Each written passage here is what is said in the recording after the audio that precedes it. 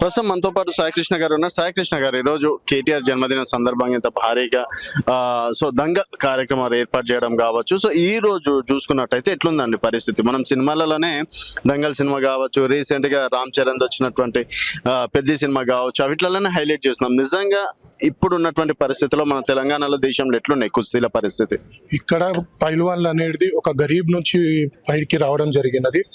ఇట్లనే ఇప్పుడు ప్రస్తుతానికి మనకి కేటీఆర్ బర్త్డే తరఫు నుంచి, ఇంకా తలసాని శ్రీనివాస్ యాదవ్ తరఫు నుంచి 60 మంది తాలీంలకు అఖాడాలకి మన శ్రీనివాస్ యాదవ్ గారు మ్యాట్ పంపిణీ చేస్తున్నారు.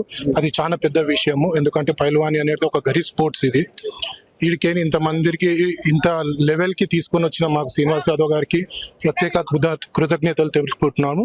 అలాగే కేటీఆర్ గారి బర్త్డే సందర్భంగా ఈ కుస్తీ పోటీలు అనేది ఇక్కడ మన బీఆర్ఎస్ భవన్లో ఉన్నది. ఓకే, ఎలాంటి హార్డ్ వర్క్ చేస్తారు సార్ మీరు? ఈ రోజు మీరు ఛాంపియన్ ఉన్నారు, ఎలాంటి హార్డ్ వర్క్ చేసి ఈ స్థాయికి వచ్చారు అనుకోవచ్చు? చాలా హార్డ్ వర్క్ ఉంటుందండి. 18 times నేషనల్ ప్లేయర్ అయినాము. మేము చాలా హార్డ్ వర్క్ ఉంటుంది. మార్నింగ్ 5కి లేవడం ఉంటుంది, పాలు బాదాం ఇవన్నీ మంచి స్ట్రిక్ట్లీ డైట్ ఉంటుంది. చాలా ఎక్స్పెన్సివ్ తో ఉంటుంది. మా అమ్మ నాన్నలకి మేము కృతజ్ఞతలు చెప్పుకుంటాము. ఈ దాకా రావడం కారణం. ఓకే, అండ్ అంటే ప్రభుత్వం నుంచి ఏ విధంగా ప్రోత్సాహం ఉంది సార్? ప్రభుత్వం నుంచి ఎటువంటి ప్రోత్సాహం లేదు. ఇలానే మాకు శ్రీనివాస్ యాదవ్ గారు చాలా ప్రోత్సాహం ఇస్తున్నారు. ఇట్లనే ఇంకా ప్రభుత్వం ప్రోత్సాహం తీసుకొని మా అందరికి గవర్నమెంట్ ఉద్యోగాలు వచ్చేటట్టు చూడాలి. పైల్వాన్లకి చాలా గరీబ్ స్పోర్ట్స్, ఇది అందరం పైకి రావాలని కోరుకుంటున్నాం. ఇప్పుడు మనకు పెద్ద సినిమాలో గవర్నమెంట్ జాబ్ ఇస్తారు కదా లాస్ట్ లో, ఆ విధంగా అట్లాంటివి ఏమైనా ఉంటాయా?